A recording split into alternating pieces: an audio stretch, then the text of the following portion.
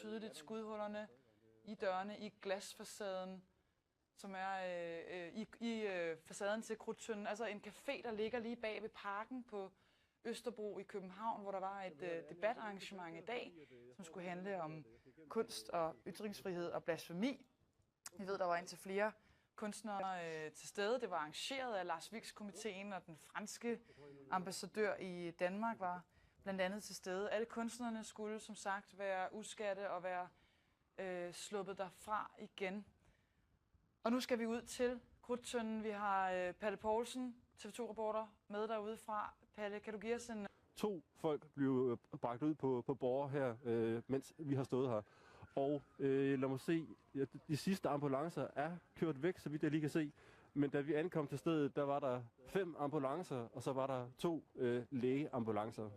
Vi kan se billeder her fra Krudttønden. Man kan altså se ganske tydeligt skudhullerne i dørene, i glasfacaden, som er i facaden til Krudttønden. Altså en café, der ligger lige bag ved parken på Østerbro i København, hvor der var et debatarrangement i dag, som skulle handle om kunst og ytringsfrihed og blasfemi.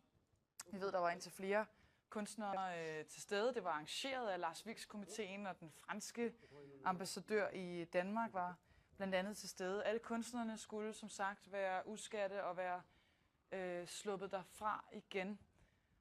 Og nu skal vi ud til Krudttønden. Vi har Palle Poulsen, TV2-reporter, med derude fra. Palle, kan du give os en... 2 folk blev bragt ud på Borre her, mens vi har stået her.